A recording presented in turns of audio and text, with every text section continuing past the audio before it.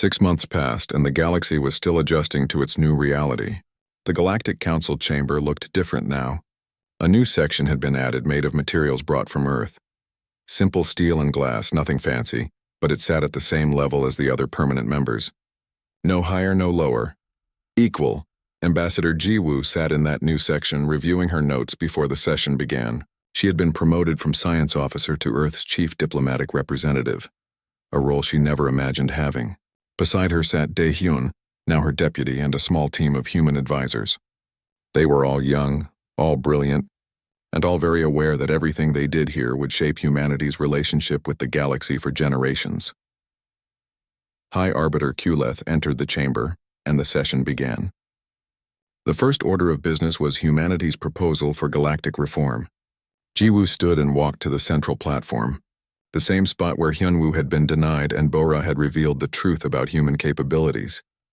"Thank you for this opportunity to speak," Jiwoo began, her voice clear and confident. 6 months ago, humanity revealed technology that shocked this council. Many of you have asked us to explain how we developed dark matter manipulation while remaining hidden. The answer is simple. We did not ask permission. She activated a holographic display showing scientific data.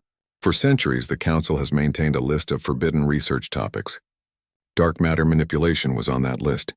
Artificial intelligence beyond certain parameters was on that list. Dimensional physics was on that list. The stated reason was always safety, but the real reason was control. Murmurs spread through the chamber. Jiwoo continued. Humanity reviewed that list and asked ourselves a question. Who decided these fields were too dangerous? What gave the Council the right to limit all species based on the fears of a few? We found no good answers, so we ignored the restrictions. The Korthian delegate, who had been quiet since the revelation of human power, finally spoke. Those restrictions exist because some technologies are genuinely dangerous. Research into certain fields caused disasters in the past. Yes, Jiwoo agreed. And humans had our own disasters. We nearly destroyed ourselves with nuclear weapons. We created artificial diseases that killed millions. We damaged our own planet's climate. We know all about dangerous technology, but we also learned that the solution is not to stop researching. The solution is to research more carefully and share knowledge openly so everyone understands the risks. Admiral Yoon Seo's face appeared on the main screen, broadcasting from Earth. She looked healthier than she had 6 months ago, less tired, almost at peace. The Council has asked humanity to share our dark matter technology. We have agreed, but with conditions that some of you find difficult to accept. I want to explain why these conditions exist. The Admiral pulled up technical diagrams showing the dark matter warships. These vessels are the most powerful weapons in the galaxy. One ship could destroy a planet. 100 ships could devastate an entire sector. We built 5,000 of them. Shocked silence filled the chamber. 5,000. The Council had only seen 100 ships during the battle with the Vrexians. They had assumed that was the entire fleet. We built 5,000, Yoon Seo repeated, because we wanted to be certain of our safety. But now that we are safe, we do not need all these weapons. We are deactivating 90% of the fleet. 4,500 ships will be placed in secure storage. Their reactors shut down, their weapon systems disabled. Only 500 ships will remain active. She looked directly at the Council members. Those 500 ships will serve as peacekeepers. They will respond to distress calls from any species, whether Council members or not. They will defend colonies under attack. They will protect trade routes from pirates. But they will not conquer. They will not occupy. They will not impose Earth's will on others. Captain Taemin appeared on another screen, speaking from the bridge of the Silent Thunder. I have been chosen to command the peacekeeping fleet. My crew and I understand our responsibility. We carry enormous power, and with that power comes enormous responsibility. We will not abuse this trust. Jiwoo took over again. Now about sharing the technology.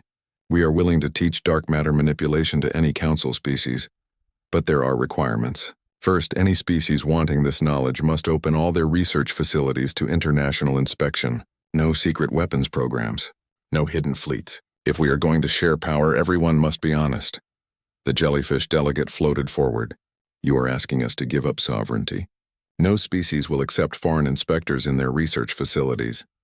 Then those species do not receive the technology. Jiwoo said simply, we are not forcing anyone. But we will not hand out weapons to civilizations we do not trust. You want our knowledge? Prove you will use it responsibly. Daehyun stood and activated another presentation. Second requirement. Any species receiving dark matter technology must agree to stop suppressing scientific research in their own territories.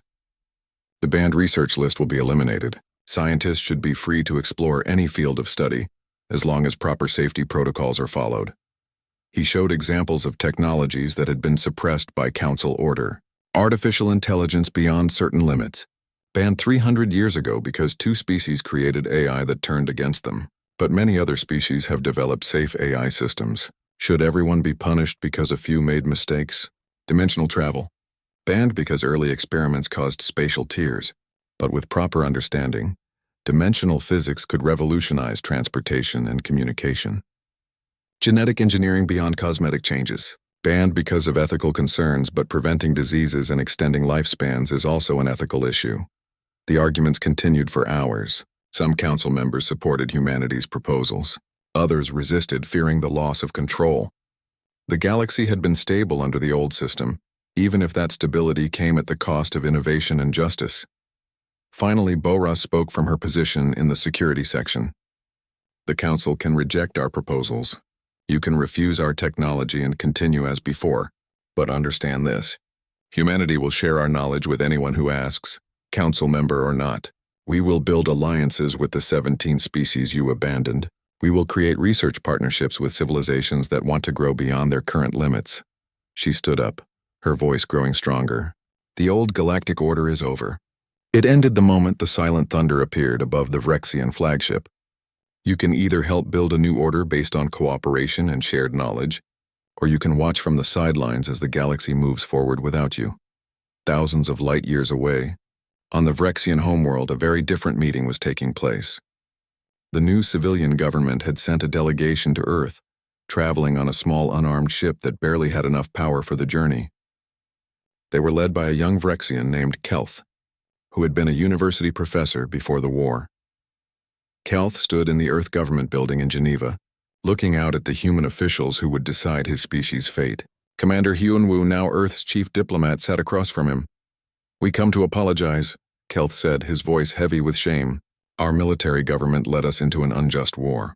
They told us humans were weak, that conquest would be easy. We were wrong, and our people have paid a terrible price." Hyunwoo studied the Vrexian carefully. "Your fleet killed billions of humans across 12 colony worlds. You came to Earth planning to enslave every human you found. Why should we accept your apology?" "Because we cannot change the past," Kelth replied. "We can only try to build a better future. Our military government has fallen. The generals who ordered the invasion are in prison. The Vrexian people are ready to change, but we need help." He pulled up holographic displays showing HFY. "That construct your Captain Dong Hyun placed in our orbit. Every Vrexian sees it every day. Our children ask what it is. Our elders remember it is a reminder that we are alive only because humans chose mercy. We do not want to live forever under that shadow, but we understand why it exists." Hyunwoo was quiet for a long time. Then he stood and walked to the window, looking out at the rebuilt city. 15 years ago, this city was destroyed by climate disasters that humanity caused through our own ignorance. We rebuilt it. We learned from our mistakes. We became better. He turned back to Kelth. "The Vrexians can do the same. We will accept your apology, but you will also accept our conditions. First, full disarmament. Your military fleet will be reduced to system defense only. Second, reparations. You will help rebuild the colonies your forces destroyed. Third, education exchange. Your young people will come to Earth to learn, and our people will go to HFY to teach." Kelth nodded quickly. "We accept all conditions. Thank you. Thank you for giving us a chance." "Understand something," Hyunwoo added, his voice firm. "The construct above your world will remain there for 100 years. It is a reminder, yes, but also a promise. If the Vrexians ever threaten humanity again, we will not show mercy a second time. Do you understand?" "We understand," Kelth whispered. 100 years? We will spend that time proving we have changed." The Galactic Council chamber had never been so quiet. 47 species sat in stunned silence, watching the replay of the battle in the Sol system for the third time. High Arbiter Kaleth stood at the center of the room, his massive form seeming somehow smaller than before. "Explain this," he said, his voice barely above a whisper. Explain to me how a species we classified as primitive destroyed a Vrexian invasion fleet in less than 1 hour. Nobody answered. The silence stretched on until finally a voice spoke from the shadows at the back of the chamber. A human voice, perhaps I can help with that. Every head turned. A woman walked calmly down the central aisle, her footsteps echoing in the huge space. She wore a simple black uniform with no decorations or medals. Her face was young, but her eyes were old and tired. This was Intelligence Director Bora, and she had been living on Nexus Station for 5 years, working quietly in the Council's own security division where nobody thought to watch her. You, Kaleth's mandibles clicked in recognition. You are the human who applied for a position in station security. You said you wanted to learn from more advanced species. Bora smiled, and it was not a warm smile. I did learn. I learned that the Council keeps terrible secrets. I learned that you classify species based on military power, not moral worth. I learned that you abandoned 17 civilizations to invasion or extinction in the last century alone, all because protecting them was not economically favorable. She stopped at the center platform where Hyunwoo had stood just days before. But mostly I learned that you believe your own propaganda. You truly think humanity is primitive because we asked for help instead of taking what we wanted. You think we are weak because we tried diplomacy before war. The Korthian delegate, the being made of blue crystal, spoke up. You lied to us. You pretended to be helpless while building weapons of mass destruction. That is not diplomacy. That is deception. Yes, Bora agreed calmly. We deceived you. We spent 3 years keeping your attention focused on our diplomats while our scientists worked in secret. We let you think we were desperate and afraid. We gave you every chance to do the right thing. You failed that test. Kuleth slammed one of his massive claws on his desk. Test? You dare suggest you were testing the Council? Why not? Bora asked. You tested us. You wanted to see if we would beg, if we would grovel, if we would trade away our dignity for your protection. You wanted us to prove we were worth saving by becoming something we are not. Well, we failed your test, but you also failed ours. She walked around the platform looking at each delegate in turn. We did not want to reveal our fleet. We hoped the Council would choose to protect us because it was right, not because we could force you to. We wanted to join the galactic community as equals, contributing our knowledge and receiving yours in return. Instead, you showed us that the only language the galaxy understands is power. A new screen activated, showing Admiral Yunseo broadcasting from Earth. The Admiral looked directly at the Council, her expression calm but firm. Members of the Galactic Council, I am Admiral Yunseo, Commander of Humanity's Defense Fleet. What you saw in the Sol system was only a small portion of our capabilities. The dark matter warships you witnessed represent technology that is centuries ahead of current galactic standards. We developed this technology over 15 years working in complete secrecy. She paused, letting that information sink in. You are probably wondering why we kept this secret. The answer is simple. We were afraid, not of the Vrexians, of you. Shocked murmurs filled the chamber. The jellyfish delegate floated forward. Afraid of the Council? We maintain peace. We protect civilizations. You maintain order, Yunseo corrected. You protect species that benefit you. When humanity first made contact with galactic civilization 20 years ago, we studied your history carefully. We learned about the 17 species you abandoned. We learned about the technologies you suppressed because they might upset the power balance. We learned that innovation is discouraged, that asking difficult questions is seen as dangerous. A human man appeared on another screen. This was physicist Seung Ho, one of the lead scientists on the Dark Matter project. He looked like he had not slept in days, but his eyes were bright with passion. The Council banned research into dark matter manipulation 300 years ago, Seung Ho said. You declared it too dangerous, too unpredictable, too risky. You told every species in the galaxy to stay away from this field of study. Do you know why humans ignored that ban? Because we asked one simple question. How can something that makes up 85% of the universe be too dangerous to study? He leaned closer to his camera. You stopped asking questions. You became comfortable with your current level of technology. You decided that what you could not do must be impossible. Humanity looked at your impossible and saw only one word. Challenge. Kuleth listened to all this, and slowly his confusion began to transform into anger. So you built weapons in secret, deceived the Council, and now you reveal this fleet as what? A threat? Are you trying to conquer the galaxy? No, said a new voice. Trade Minister Haewon appeared on yet another screen, speaking from Earth's orbital platform. We are trying to change it. The current galactic order is built on fear and stagnation. Strong species dominate weak ones. Innovation is suppressed. The Council maintains peace through power, not through justice. She pulled up documents and data charts. Humanity proposes a new model. We will share our dark matter technology, but with conditions. First, any species that wants access must agree to stop suppressing scientific research. Second, weapons built with this technology must be registered and limited. Third, the Council must stop abandoning species based on economic calculations. You cannot dictate terms to the Council, the Korthian delegate shouted. We are the legitimate governing body of the galaxy. Bora laughed, and it was a harsh sound. Legitimate? You abandoned us to die. You lost any claim to moral authority when you decided 15 billion human lives were an acceptable sacrifice. Now humanity has power, and you will deal with us as equals, or you will deal with us as enemies. Choose carefully. Far away in the Sol system, Admiral Yoon Seo faced her own difficult choice. The surviving Vrexian ships had fled to their homeworld, clustering behind planetary shields that they believed would protect them. The United Earth government wanted a message sent, something that would ensure the Vrexians never threatened humanity again. Yoon Seo assigned the mission to Captain Dong Hyun of the Gravitational Mercy. His orders were clear but challenging. Show the Vrexians that humanity could destroy them completely, but choose not to. Demonstrate power and mercy in equal measure. Dong Hyun took his ship to SciFiPrime, the Vrexian homeworld. He appeared in high orbit, his vessel visible to every sensor on the planet. The Vrexians immediately activated every weapon they had, filling space with enough firepower to vaporize a small moon. All of it passed through the phase-shifted human ship without effect. Then Dong Hyun activated his ship's main weapon, but he did not target the planet. Instead, he created a stable gravitational anomaly in high orbit, a permanent construct of dark matter that would hang in the sky above SciFiPrime forever.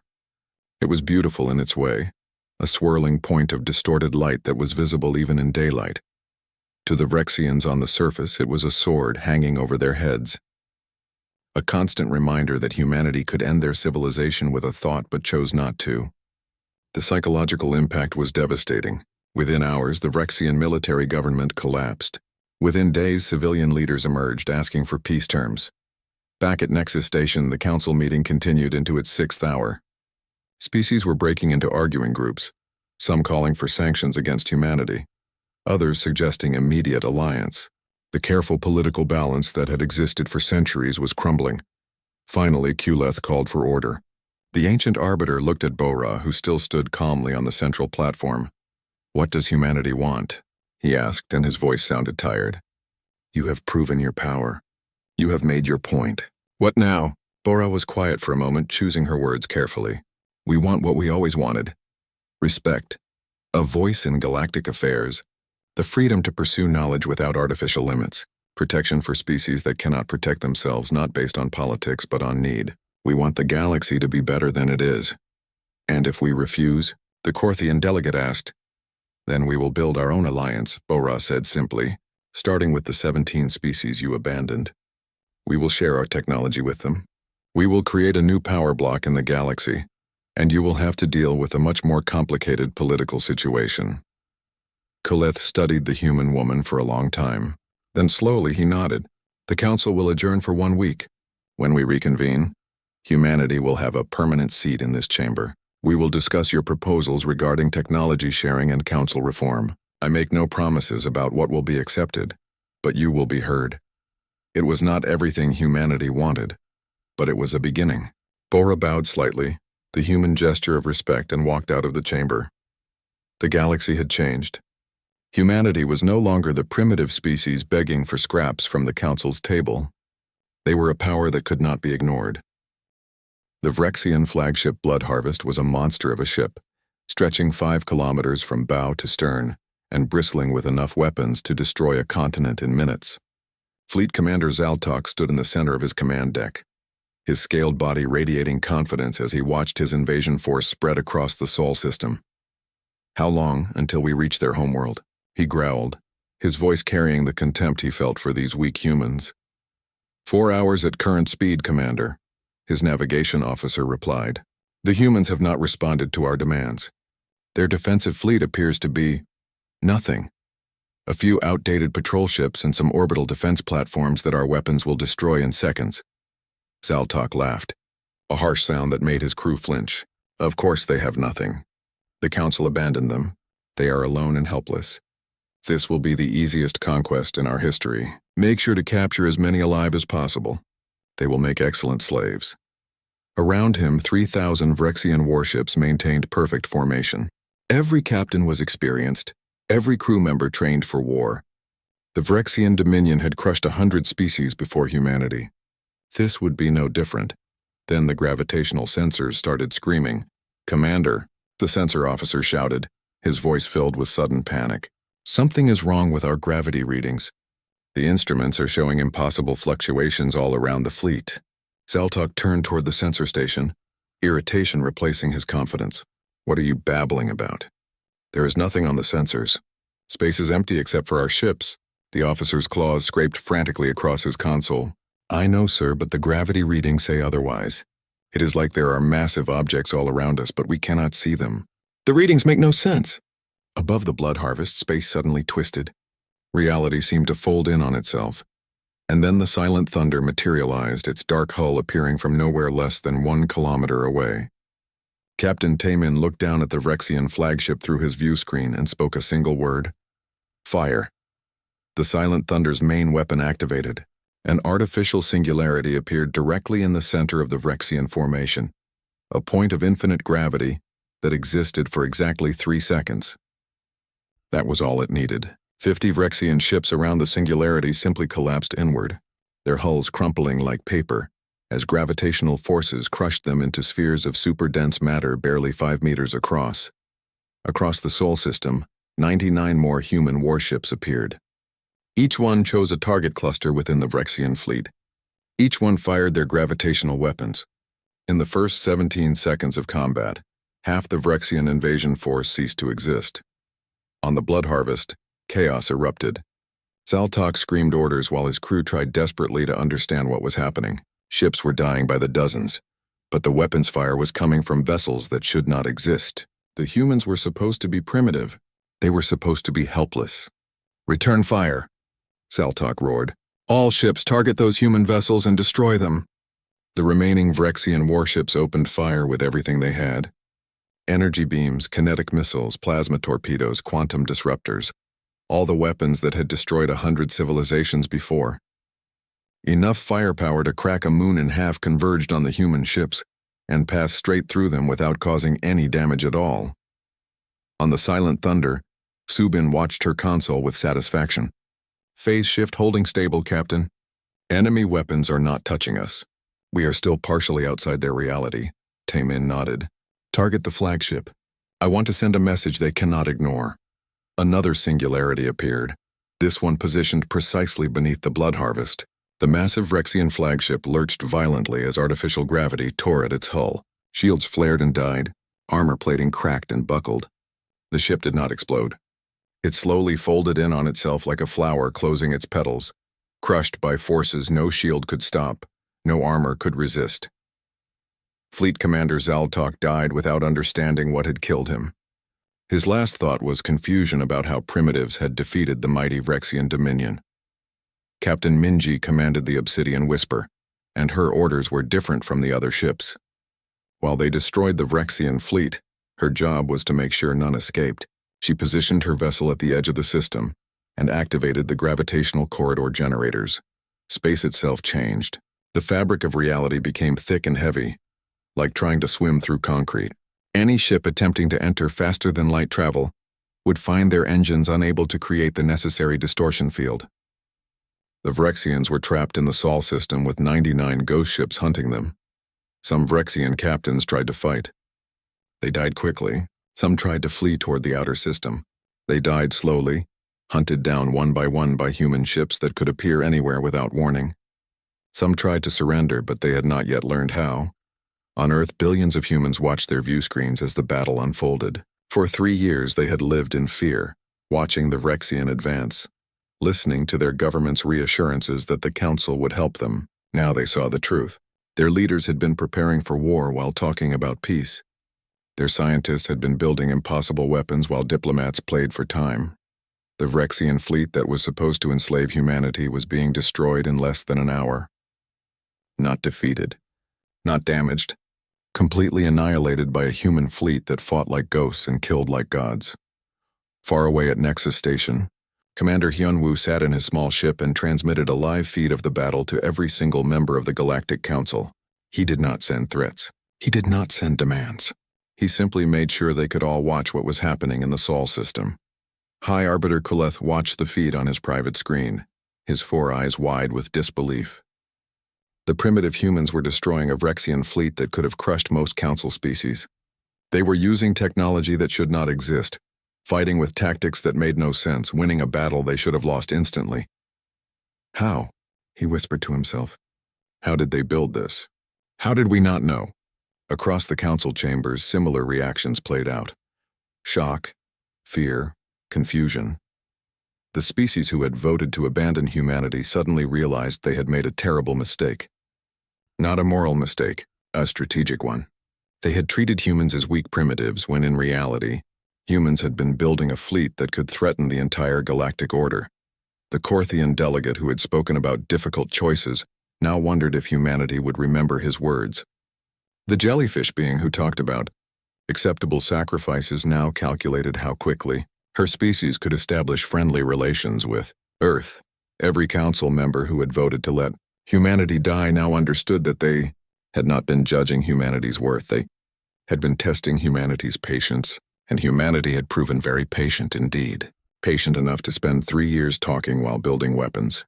Patient enough to ask nicely before showing what they could really do. Patient enough to give the galaxy one last chance to do the right thing. That patience was now over. On the Silent Thunder, Taman watched the last group of Vrexian ships cluster together, their formation tight and defensive. His tactical officer reported 300 vessels remaining out of the original 3,000. They had stopped trying to fight or flee. They were simply trying to survive. Open a communication channel, Taman ordered. Let us see if they are ready to listen now. The Vrexian acting commander appeared on screen, a younger officer who had survived only because his ship was in the rear formation. His face showed pure terror. Human vessel, the Vrexian said, his voice shaking. We surrender, please, we surrender. Taman studied the alien for a moment. You came to our system to enslave us. You destroyed 12 of our colony worlds. You killed billions of our people. Why should we accept your surrender? The Vrexian commander had no answer. He simply stared at the screen, waiting for death. I will tell you why, Taman said, his voice calm and cold. Because we are not like you. We do not kill without reason. We do not enslave the helpless. We fight only when we must, but when we fight, we win. Your fleet is destroyed. Your invasion is over. You have one chance to live. Take your remaining ships and leave our system. Return to your homeworld. Tell your leaders what happened here. Tell them that humanity does not want war. But we will not accept being victims either. The Vrexian commander nodded frantically. Yes, we will leave. We will tell them. Please let us go. One more thing, Taman added. If any Vrexian ship ever enters human space again, we will not offer surrender terms. We will not show mercy. We will erase your entire species from existence. Do you understand? We understand, the Vrexian whispered. Taman cut the communication and nodded to Captain Minji. The gravitational corridor deactivated. The surviving Vrexian ships fled the Sol system at maximum speed, leaving behind the crushed remnants of their once mighty fleet. The battle was over. Humanity had won, and the galaxy would never look at humans the same way again. The dark side of Luna was a place few humans ever saw. No tourist facilities existed here. No research stations appeared on any public map. No commercial traffic ever came close to these coordinates. The moon's rocky surface looked the same as it had for billions of years, lifeless and cold and utterly empty. But appearances meant nothing. 3 kilometers beneath the gray dust and ancient stone, Captain Taman stood on the bridge of the Silent Thunder and watched his console come alive with green lights. Around him, the bridge crew worked at their stations with quiet efficiency. Nobody spoke unless necessary. There was no need for dramatic speeches or emotional displays. Every person here knew exactly what they were doing and why they were doing it. Reactor status? Taman asked, his voice calm. Exotic matter containment stable at 99.7%, answered his chief engineer, a young woman named Subin. She had been working on this ship for 8 years, ever since she graduated at the top of her class from the Hidden Academy, where humanity trained its best minds in technologies the galaxy did not know existed. Dark matter flow is optimal. We can maintain current power levels indefinitely. Taemin nodded and looked at the main view screen. It did not show the outside of the ship. Instead, it displayed a tactical map of the Sol system, with small blue dots representing the rest of humanity's secret fleet. 100 ships, each one identical to the Silent Thunder, each one slowly powering up in caverns scattered across Luna's dark side. How long since the signal from Commander Hyunwoo? He asked. 47 minutes, replied his communications officer. The council denied the petition exactly as predicted. Subin looked up from her console. I still cannot believe they actually did it. Even after all our intelligence suggested they would abandon us, part of me hoped they might surprise us. Hope is not a strategy, Taemin said, but his voice was not harsh. We built this fleet because we knew the galaxy would fail us. Every species out there thinks the same way. They make decisions based on profit and politics, not on what is right. They saw humans asking for help and assumed we were weak. Another officer spoke up from the weapons station. Sir, all gravitational lance arrays are charged and ready. Singularity generators are online. Phase shift drives are synchronized across the entire fleet. Taemin allowed himself a small smile. The weapons this officer described did not exist according to galactic science. The Council's best physicists had declared such technology impossible 300 years ago, and every species accepted their judgment without question. Every species except humanity. Humans looked at the word impossible and saw it as a challenge instead of a limit. Subin, Taemin said, turning to his chief engineer, explain to me one more time how this ship works. I want to hear it in your words. Subin stood up from her console, and Taemin noticed several other crew members turning to listen as well. It was a ritual they had developed during the long years of construction and testing. Before going into battle, they reminded themselves of what they had built and why it mattered. The universe is made mostly of dark matter, Subin began, her voice taking on the tone of a teacher explaining something she loved. 85% of all matter in existence is dark matter. We cannot see it with normal eyes or sensors, but it is there, invisible and powerful. It creates gravity. It holds galaxies together. It is everywhere. And the Council species ignore it completely because they think it is too difficult to manipulate. She walked to the center of the bridge, gesturing with her hands as she spoke. We figured out how to manipulate it 15 years ago. We learned how to create exotic matter reactors that can channel dark matter and use it as both power source and weapon. This ship does not move through space the way normal vessels do. We manipulate the gravitational fabric around us. We can appear anywhere instantly because we are not traveling. We are folding space itself. One of the younger officers asked a question. What about the weapons? How do they work? Subin smiled. Our main weapons create artificial singularities. Tiny black holes that exist for only microseconds but generate enormous gravitational force. We can place these singularities anywhere within 1,000 kilometers of the ship. Anything caught in their effect is crushed into a sphere of matter smaller than your fist. Shields do not help. Armor does not help. Distance does not help unless you can get far enough away before we fire again. And the phase shift? Another crew member asked. That is the beautiful part, Subin said, and her eyes actually sparkled with excitement. We can shift the ship partially out of normal spacetime. We exist in a state between dimensions. Enemy weapons pass through us because we are not fully there to be hit. We can see them, target them, destroy them, but they cannot touch us. We are ghosts. Taemin listened to his engineer explain the technology, and he felt pride in what humanity had accomplished. The galaxy thought humans were primitive, warlike creatures who barely understood basic science. They had no idea that human scientists had been pushing the boundaries of physics while human diplomats distracted. The Council, with years of petitions and meetings, all ships report ready status, his tactical officer announced. We are waiting for final authorization from Earth. Taemin returned to his command chair and opened a secure channel to Admiral Yoon Seo, the woman who commanded all of humanity's hidden fleet. Her face appeared on his screen, and he saw the same calm determination he felt in his own heart.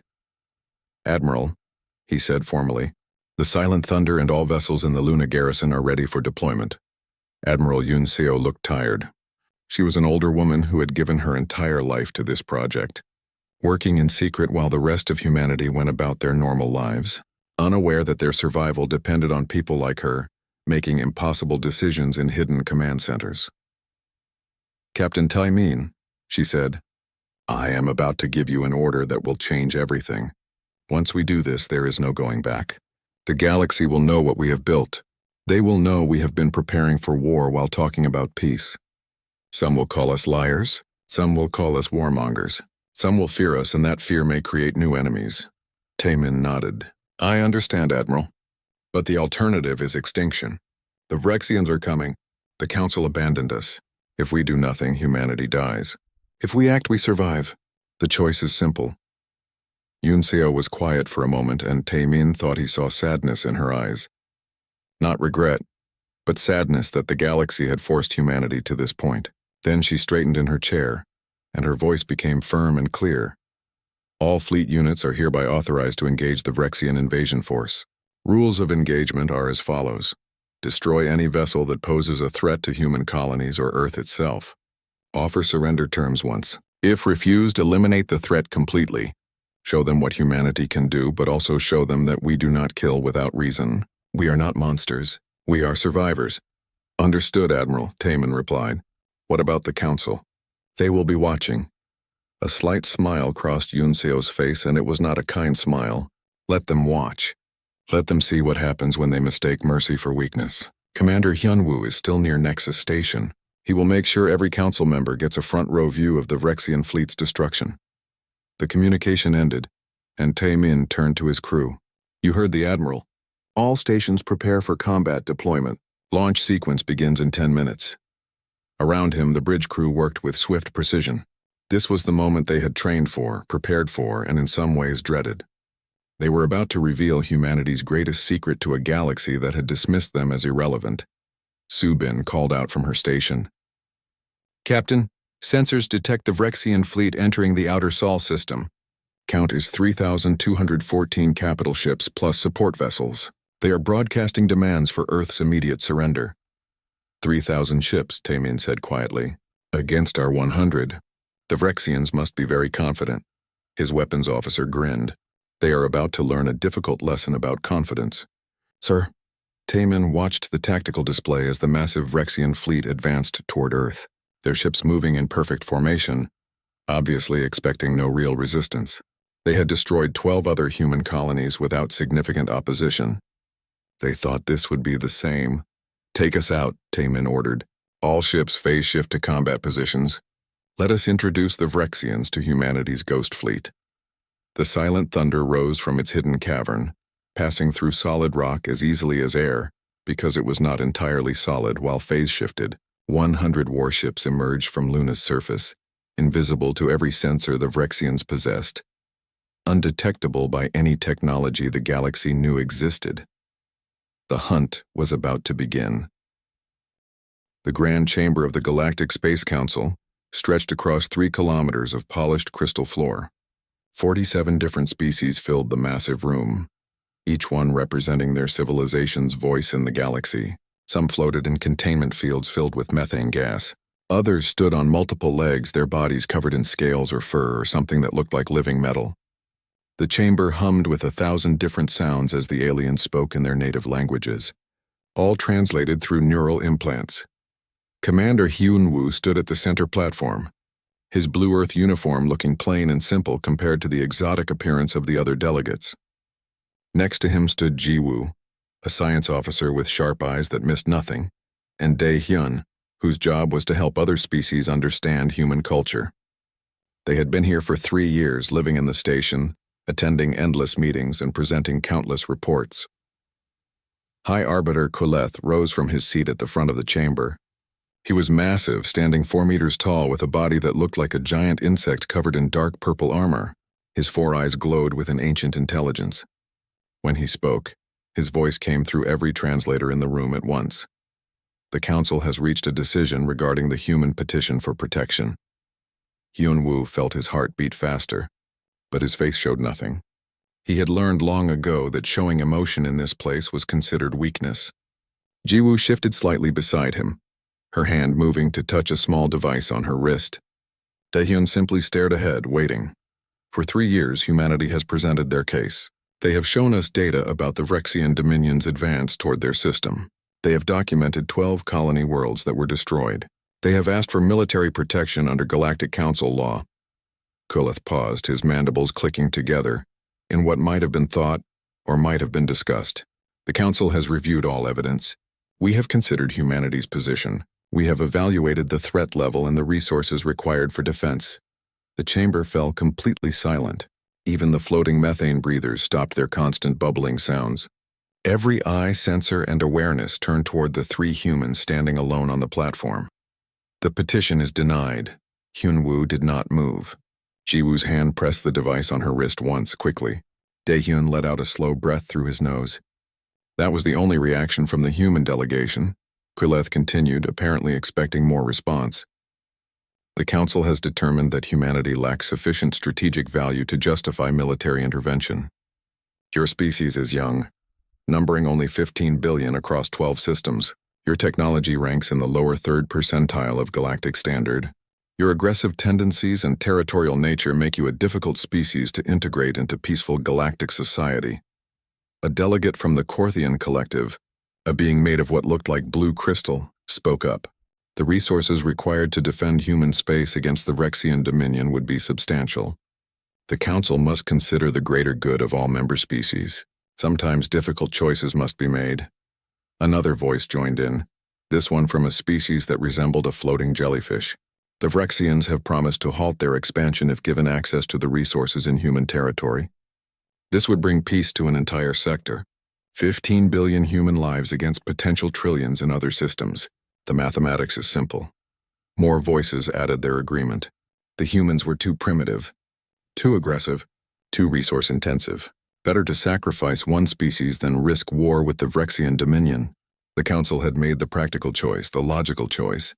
In their minds, they were being wise leaders making hard decisions. Hyunwoo finally spoke. His voice was quiet, almost gentle. The Council has spoken. We understand your position. Kuleth seemed surprised by the calm response. You do not protest? You do not appeal for reconsideration? No, Hyunwoo said simply. You have made your decision clear. We came here in good faith, hoping the Council would honor its own laws about protecting petitioning species. We were wrong about what the Council values. That is our mistake, not yours. Jiwoo and Daehyun turned to leave. Hyunwoo gave a slight bow, the kind humans used to show respect even when they felt none, and followed them toward the exit. Commander, Kuleth called out, and there was something in his voice that might have been curiosity. What will humanity do now? Hyunwoo stopped and looked back over his shoulder. For just a moment, his carefully neutral expression changed. It was not anger or fear or sadness. It was something else, something that made several of the nearer delegates shift uncomfortably even though they could not have said why. We will do what humans have always done, High Arbiter. We will survive. The 3 humans left the chamber. Behind them, the Council quickly moved to other business. There were trade agreements to discuss, territory disputes to mediate, and countless other matters that seemed far more important than the fate of one primitive species on the edge of civilized space. The human delegation walked through the curved corridors of Nexus Station in silence. They passed dozens of aliens who barely glanced at them. To everyone here, humans were already forgotten, already as good as extinct. In a few months, the Vrexian fleet would reach Earth. The invasion would take perhaps a week. Then there would be 14 fewer human worlds, and the galaxy would continue on as if nothing important had happened. They reached their diplomatic ship, a small vessel that looked ancient compared to the sleek craft in the other docking bays. Once inside and behind privacy screens, Daehyun finally spoke. Did you send it? Jiwoo held up her wrist, showing the small device. The signal went out the moment Kuleth said denied. Earth has the Council's decision. Then it is done, Hyunwoo said quietly. He moved to the pilot seat and began the undocking sequence. We tried to give them a chance. We tried to do this the peaceful way. They think we are nothing, Jiwoo said, and now there was emotion in her voice. Not anger exactly, but something colder. They think we are weak because we asked for help instead of demanding it. Hyunwoo guided the ship away from Nexus Station, setting course for Earth. It would take them 3 weeks to reach home even at maximum speed, but that would be enough time. More than enough. They will learn, he said, watching the massive station shrink in the view screen. Very soon the entire galaxy will learn what happens when you mistake human patience for human weakness. We came here to offer them peace. We tried to warn them. Now we will show them what we truly are. In the cargo hold of their small ship, hidden in a compartment that no council scanner had ever detected, sat 3 black boxes.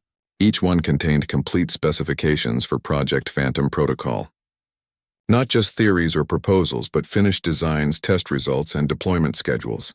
The boxes had sat there for 3 years, just in case the Council proved wise enough to accept humanity's hand in friendship. They had not been wise. And now the galaxy would learn why humans had really spent those 3 years talking, instead of fighting. They had not been begging. They had been stalling. They had been buying time for the engineers and scientists back home to finish their work. The human delegation had been the distraction, the misdirection, the magician's left hand drawing attention while the right hand performed the real trick.